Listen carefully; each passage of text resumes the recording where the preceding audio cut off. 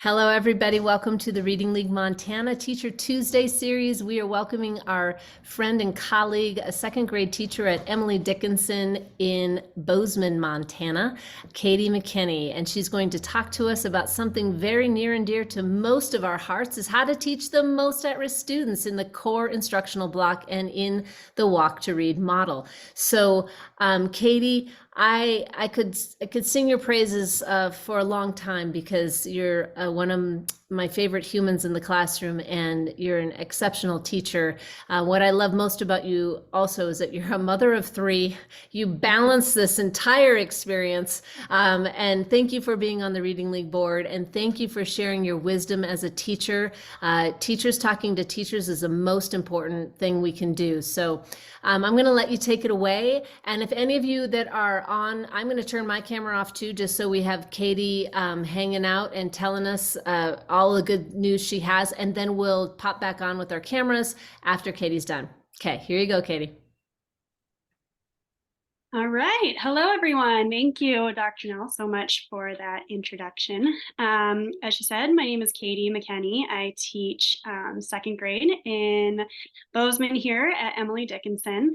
I've been working with Dr. Nell for the past probably 4 or 5 years now. And so she's really been a monumental part of my team coming up with this walk to read model that has really helped change the lives of our early readers.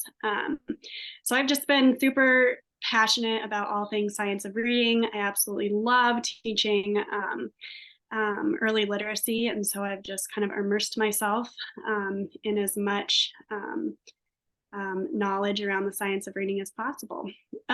So today I'll talk about what our walk to read model looks like.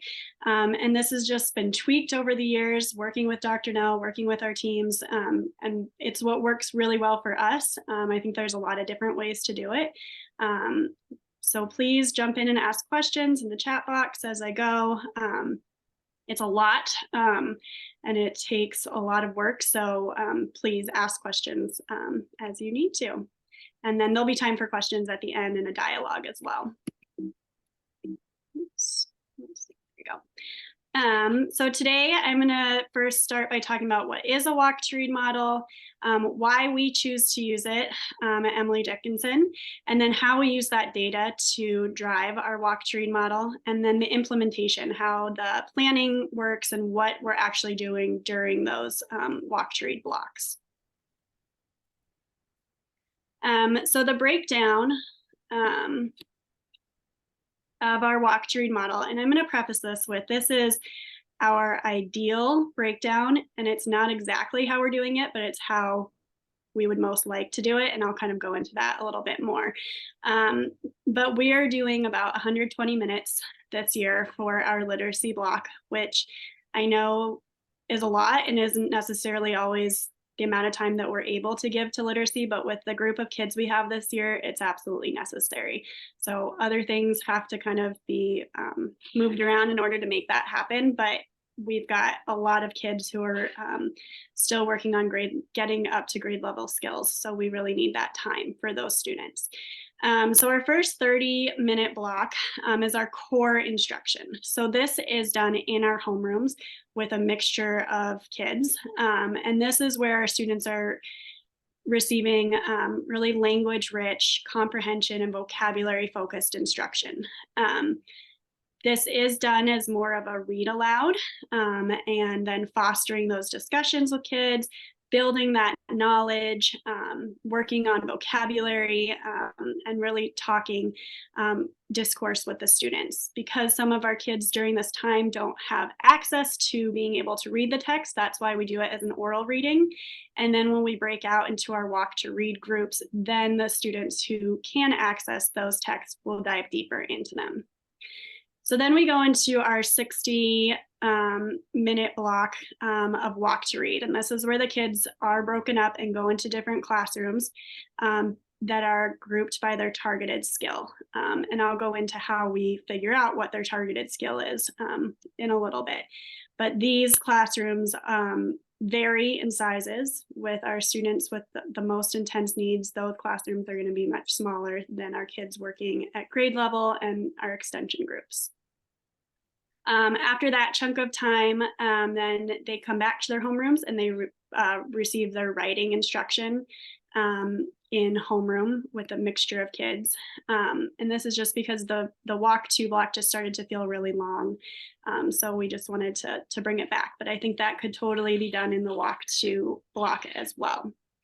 And as I said, this isn't exactly how we are able to do it this year. Right now, we have these two things combined in our actual walk to read. So because of our curriculum, we haven't quite mastered it enough yet to figure out how to pull those apart and do one in homeroom and one as a walk to read. So right now we are doing these together as a walk to, but ideally we would separate this out, and this would be with our homeroom kids.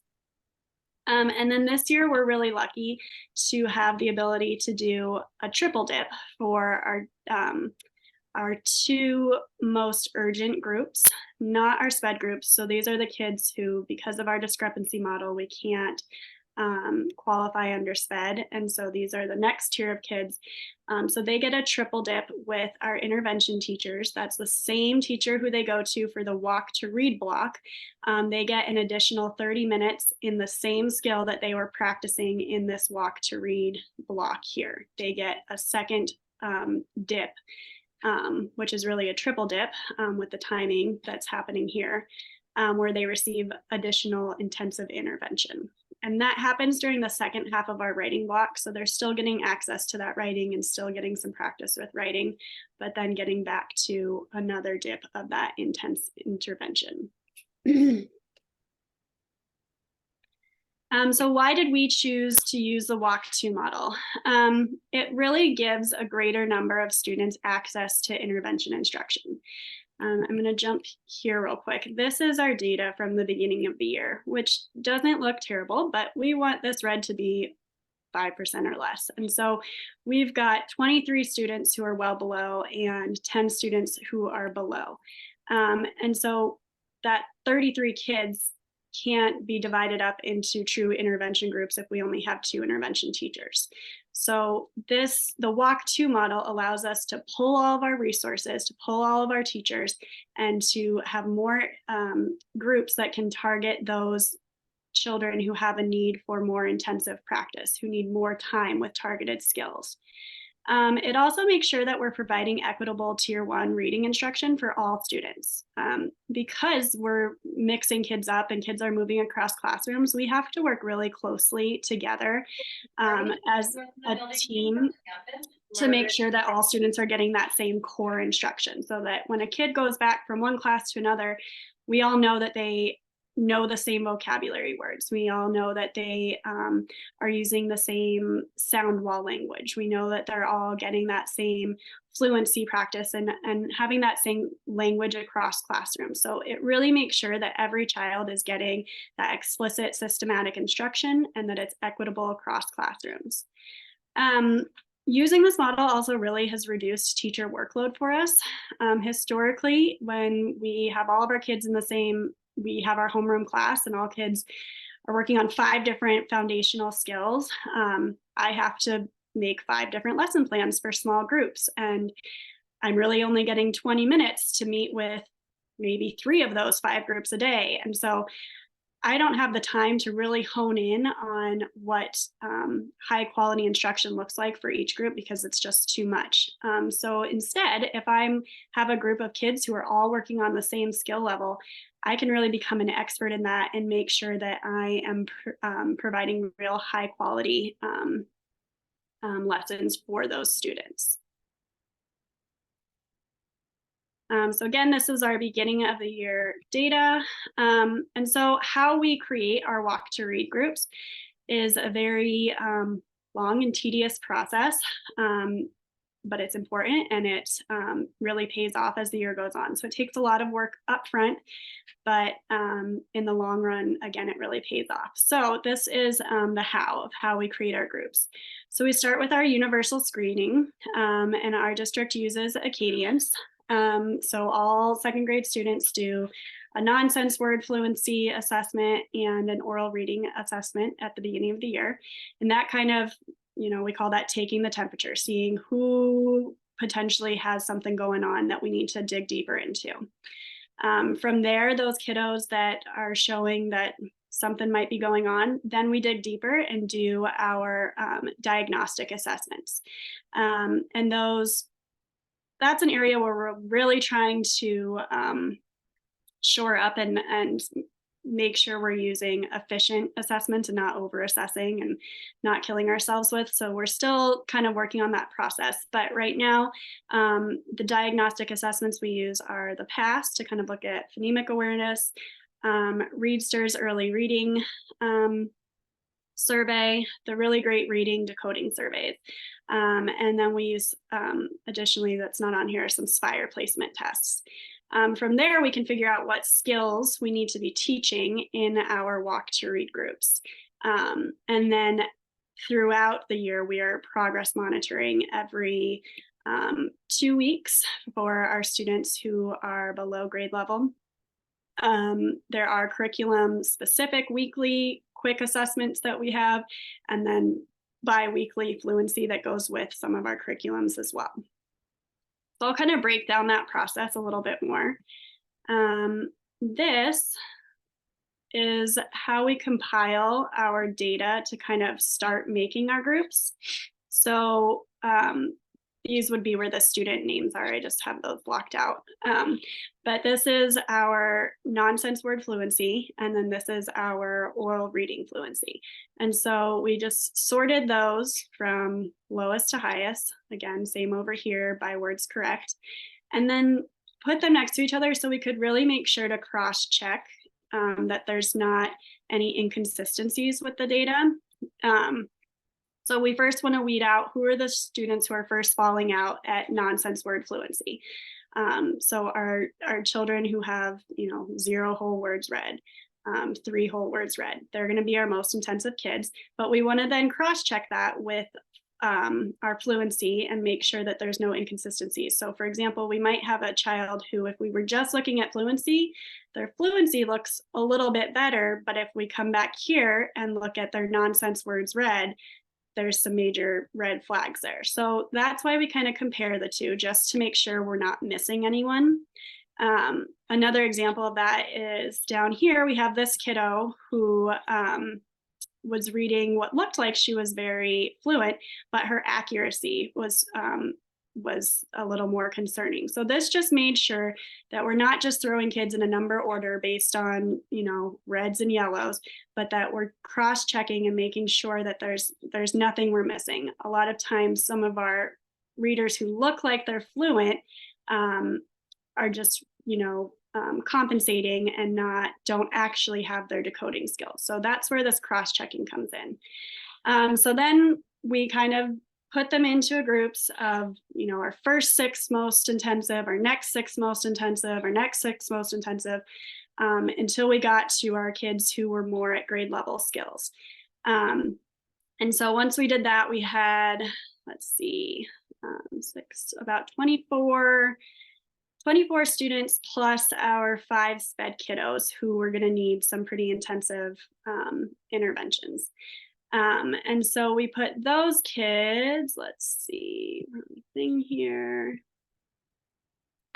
We put those kids just in the beginning into groups, kind of just by the first 5, the next 5, just so that we could get our walk to going. We don't want to hold back in starting our instruction. And we move on to our diagnostic assessing in our walk to read class, so that the rest of the kids who don't need that diagnostic assessing, they can get right into their learning and their walk to read groups. So we did make our groups. We have our SPED, Urgent A, Urgent B, Intensive A, and Intensive B. These were all of our kids who, going through that data, cross-checked, were really our highest needs. And we really try to keep these groups small. From there, then we did our diagnostic assessing, and I can show you what that looks like. And again, this is a lot of different pieces, so I'm happy to go through, and if you have questions, let me know. But then these are the student names over here. Then we did our diagnostic assessing. So those groups that I just showed you, they did change because we needed to then look and see what are the actual skills they're working on. So there were a few different diagnostic assessments we had to use because some of our kids had very few skills. So they were more pre-reading, letter names, letter sounds, phonemic awareness. So using some of those more early literacy screeners are diagnostic assessments, whereas some other, our higher ones, they could do decoding surveys. And so we use kind of two different ones. And like I said, we're trying to get better at finding the right diagnostic assessment that we can do the most efficiently. But so you can see this group of kids, we use the SPIRE placement test, and we had to shuffle some kids around. So for example, these kids were all working on short A. We had other kids working on short A, but when we compared it to their fluency scores, these students were reading like 5, 6 words per minute, whereas these kiddos were reading a little bit more fluently, had higher nonsense word read scores. So we kind of moved some kids around and had to keep all of those different components in mind as we made the groups. But there was shuffling around once we have this diagnostic assessments info. So then as the year goes on, this isn't a live version, but we do continue to put in their diagnostic progress monitoring scores in here. And so some kids are using SPIRE, those will be in there. Some kids, we have another column coming in here now for UFLI. So we just really try and keep all that data so that we can make informed decisions as we go. Also, we have their past data in here so we can see, gosh, this kiddo was working on SH, but has major holes in phonemic awareness. So we'll need to consider that as we place them into groups. So really taking a lot of time to consider all of these different components as we're creating their groups. It takes a long time, but it pays off. And once you've done it in the beginning, then it makes it much easier moving on throughout the year. And then as I just showed you, the progress monitoring, we plug into those data sheets as well so that we can, very easily see if we're seeing growth, if we're seeing changes in their fluency, their nonsense words read. We have their diagnostic assessments as well. All right. So again, I talked about a little bit that the most intensive groups, we keep at a max of 6 kids. Really 4 or 5 for the highest needs would be best. But we have what we have with our number of teachers. And so we do have to add a few extras in there from time to time. Our grade level and extension groups, as a result, are much larger. And that can be cumbersome. I think one of ours is 26 and the other is 28 students. And so we actually push in our para support into these grade level and extension groups. We want our most highly qualified teachers working with those intensive and urgent groups. And then paras we use for those larger groups, which is just kind of a shift in thinking. But we do have para support flooding in during that walk to block. So that we have as much manpower as possible. And then I also touched on how these are super dynamic groups. We do want to follow that 6-week cycle before we make a move to down, especially. But if a child shows mastery, we don't want to hold them back. We want to be really keeping a close radar on if they're ready to go, especially because our intervention and urgent groups, our intensive groups, they are not keeping up with the skills that are in our strategic and on-level and extension groups. So if they're ready for it, we want to get them in there as soon as possible so that they are keeping up with those skills. So now I'll kind of go into what the nitty-gritty, what happens during these blocks, more specific. So that core lesson, which ideally is with your homeroom with that mixture of kids. This is where you're really focusing on that comprehension and knowledge building. So with our curriculum, that's the reading of a fiction story aloud, where modeling of fluency is done. So really focusing on expression, rate, and accuracy, and then having a discussion afterwards using text evidence, answering questions about the text, having students have discourse about the story that they read. There's an introduction to vocabulary, using picture support, using those vocabulary words in sentences. That also is a great time for our language learners to really get that explicit vocabulary instruction. And then our curriculum also has a nonfiction text that we read. It's called a super magazine. So again, reading that aloud to the students so all children have access to it, and then having those discussions afterwards, working on inferencing, working on knowledge building, is done within that time. And every class is doing that same thing across our second grade. And we work on planning this and making sure that it's all done in a similar fashion during our PLCs. But we're following the curriculum pretty closely during this time. So then when we go into our breakouts, this is where for most of the groups, our foundational skills are focused on. For our urgent and intensive groups, this is not the grade level skill that's being taught by our curriculum. This is going to be different based on the diagnostic assessment showing us what our students need to be working on. In that core reading block, they've had access to some of those patterns that might show up in text, but we have chosen to really focus an extra amount of time on that skill that they are at so that they can have more time practicing that skill and hopefully close that gap sooner. So our urgent group is working fully on foundational skills during this time. They're doing a good amount of phonemic awareness, blending words, segmenting, and manipulating words. They're doing orthographic mapping, dictation of words and sentences, working on heart words, blending routines, and then working from connected decodable texts. Our urgent group does use SPIRE during this time, as well as Kilpatrick and some things from Haggerty.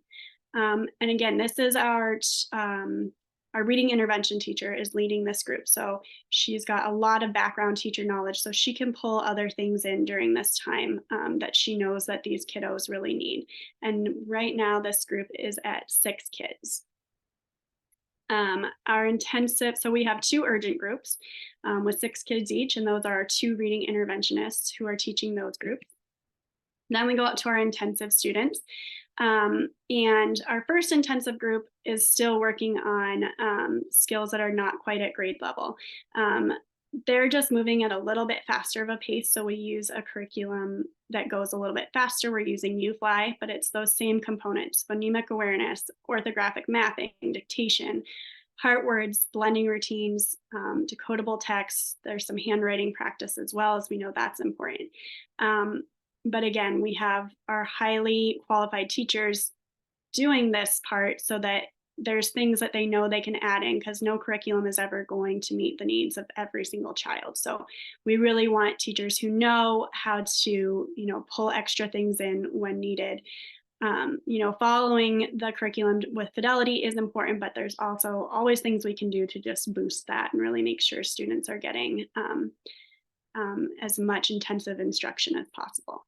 So again, these 2 urgent and intensive groups are getting 60 full minutes of foundational skill practice at their skill level, versus if they were in their homeroom class, meeting with a teacher for maybe 20 minutes. So you can see how they're getting so much extra support in their targeted skill area, and how they're going to be able to make gains that much faster because they're getting that much more time with their skills. And then we do have 2 intensive groups. Our second intensive group, their diagnostic assessment showed us that they were Reading, their skills were very, very right on with what our curriculum has as grade level skills. We're just moving a little bit slower and giving that extra instructional time for them if needed. Our curriculum tends to move a little bit faster. So if they need to slow down, we'll be aware of that and kind of make those changes as we go. Next, we have our strategic group, which we try to keep closer to 15 to 20. Again, these kids are kind of right on the cusp, so they're working at those grade level skills, but we want to spend a little extra time on those foundational skills. So we add into our curriculum, we just add, if we're spelling the words, instead of just spelling them right away, we're doing orthographic mapping first. If we're supposed to just blend 5 words, we're going to do 10 instead. So just giving them extra practice with the grade level skills in that foundational skills that they're working on. They then do spend part of that 60-minute block. I would say it's probably 40-20, extending the vocabulary, the comprehension, and the language skills that they started in that core lesson. So that's, again, why it's really important that in that core lesson, we're all doing the same thing, so that when they go to extend that during their walk to read, they all have the same language and they can extend some of that. So there's some book clubs and things like that that they do within our curriculum that the teacher can pull in as she sees the kids are really picking up those foundational skills. But in second grade, our first priority, of course, is to make sure that they have those foundational skills so that when we send them to third, we know they're ready to go. That's not to say that we don't spend the time with the knowledge building and comprehension, but we just really know that this is our final push. Our on-level group, like I said, is 26 kids, so it's a lot. And sometimes it does require some grouping, just kind of depending on the kids and how independently they can work. But, we try to do it whole group as much as possible, but sometimes they break up into groups. But they follow our Superkids curriculum very closely. So it's about 20 to 25 minutes of foundational skills. So introducing the new skill, practicing it in workbook pages, some blending and reading activities. And then they're moving on to extending that comprehension more from that core lesson. And so they also do, like I said, the book clubs and talking about text, and they do some writing about reading. And so focusing more of a balance on the two, because these are the kids who are picking it up pretty quick. They can have fewer exposures to a word before they've got it. And so that group is pretty straightforward. Our extension group, they are those kids who are they naturally are just learned how to read. They've got it. They have shown that they've got these skills down pretty much already. They do practice those foundational skills, but it's going to be a quick 10, 15 minute, if even. So then we really have to pull in some more activities and extension things for them. Some morphology instruction is we use to kind of boost that word work. Morphe Magic is something we've used in the past. And then they're focusing a lot of that time on extending comprehension, writing, and vocabulary. So they use the Superkids curriculum to guide that, but then we also try and pull activities from the Reading Comprehension Blueprint and the Writing Revolution.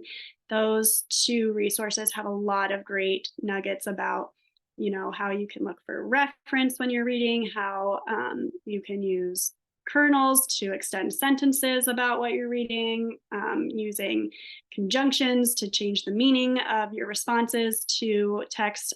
So we pull from there a lot to really make sure these kids are getting a really rich experience with their knowledge building. And so, as you can see, each group is very different and requires the teacher to be an expert in a different area, but it gives the kids a much larger period of intense instruction in their specific skill area. So there's very little time for a child to be off task, or very little time for a child to not be getting explicit instruction. So that is what our walk to read model looks like. That's how we go through the whole process. It's a lot. I went to a talk at the Big Sky Literacy Summit from Stephanie Stoller, and I just thought she had so much important information that kind of blended really well with what we're doing. So I have a few resources there to check out. But yeah, let me know what questions you have and what, yeah, thank you so much. Thank you, Katie. Does anybody have a question? Please hop on and in chat. I think one of the most important things to emphasize here is that when we consider an MTSS model and really becoming equitable about what students need in that core instructional time, really getting clear with that data is what it's taken a long time too, as Katie noted. It doesn't just happen organically, and it's not understood really easily because we're so used to teaching. We teach core, this is what they get in core, and then for 15 minutes we give them a skill at what they need. And what we found, and Katie, I would love it if you address this, is some of the students, the gap between where the core instruction was and what their skills were was way too wide, that what was happening in the classrooms, it seemed as though they were learning nothing. It was just all too much. It was like overload when they were sitting in whole group at levels of instruction that were not meeting their needs. Could you address what that was like being a teacher teaching that way? Yeah, I mean, I know that there's a lot of opinions out there about this, and I just feel really strongly that, especially with reading, it's very sequential. So if I have a student here learning short A words, they're not going to learn short, or they're not going to be able to do AI and then jump back to short A and then somehow meet in the middle. It has to be a steps. And so if they're getting 20 minutes of AI and 20 minutes of short A, they should really be getting 40 minutes of short A to climb them up the ladder faster, versus a ladder that's going like this. And this is not really, to me, it just doesn't seem accessible. It doesn't seem equitable. We last year saw results using this model. We had all of our kids who were non-SPED kids make adequate growth and get to grade level expectations. They were a different group of kids for sure, but the biggest difference we saw was that we were using this model versus giving kids a double load, as Dr. Nels talked about it before, and teaching them the grade level skill and then meeting them at their skill. So instead, we're meeting them at their skill twice or 3 times this year. That's right. So we, for all of you out there, I typically say something like, do we want to double dip them in giving them the content they need and in that science of learning concept where they get that distributed practice, where they get that core, the I do it, the I do it, the we do it, the you do it from the teacher perspective, and the student in that we do it and you do it, they need a lot more repetition and a lot more time and a lot more distributed practice in learning those skills. And so what we're doing is we're double, triple dipping them instead of double loading them. Right here, I did the I do it and we did the short A, and then I did the I do it and we did the long A. And then we moved into the we do it for a little bit on this one and a little bit on this one. And they just weren't getting they were getting double loaded. So that cognitive load was heavy for some of these students in the beginning. So Maggie has a question. What is the best practice for incorporating late enrollment students? And I know you have a lot of this, Katie. So what do you do? I mean, it's hard because you want to like get in right away and not waste any time and get those assessments going. But you also want to let that child, especially a lot of these kids who are moving and coming in late, have trauma going on. And so you want to respect that it's hard for them going through all these changes. But generally, we try and get the assessments going as quickly as possible, or we try and get that information from their previous school. Again, I don't want to assume anything about kids, but a lot of our transient kids are more struggling kids.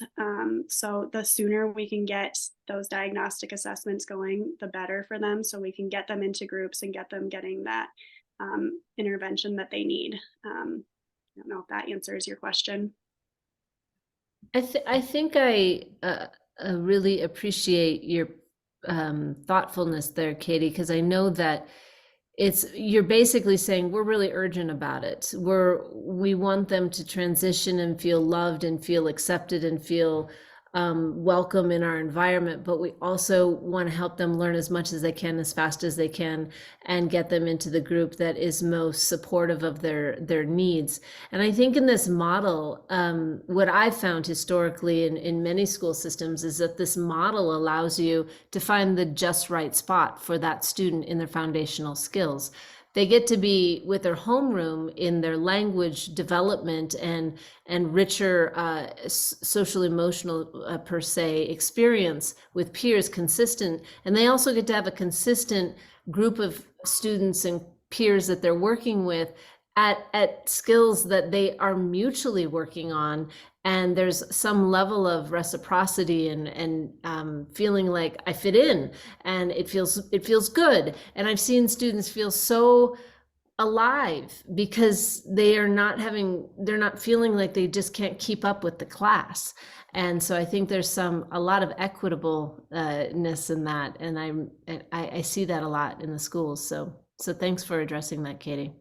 Any other Yeah. questions out there? I would just say that is a huge benefit of the walk to model, is that kids who you never would see raise their hand otherwise, they feel comfortable taking those risks. It's like you said, they are finally in a group where they feel successful. So that is a huge benefit of the walk to read model that I didn't touch on before. So thanks for reminding me of that. You're welcome. I know there's so many wonderful peer-to-peer experiences that we see that are not researched or unknown at this point. But I do want to state that this model, if we're looking at structured literacy, this is what we would consider a true diagnostic prescriptive foundational skill model. So what we're doing is we're finding the diagnosis of what their foundational skills are and figuring out what that skill is that they need to be taught. And then we're giving them prescriptions for what they need. And then the teachers are fine-tuning their practices to teach the students where they're at. And that gives them that efficiency in teaching as well, which Katie noted at the beginning, that it actually has changed the workload for the teacher, which is powerful. So if there's no more questions, we thank you for joining us. The handout was thrown in the chat box. We'll be sure to send it out as well. I'm very grateful for your time, and thank you, Katie, for sharing with us, and thank you for being a teacher, everybody. We're very grateful. Have a great evening, and in Montana, enjoy this fall weather. It's been great, right? So talk to you later. Okay, bye, everybody. Thanks, everyone.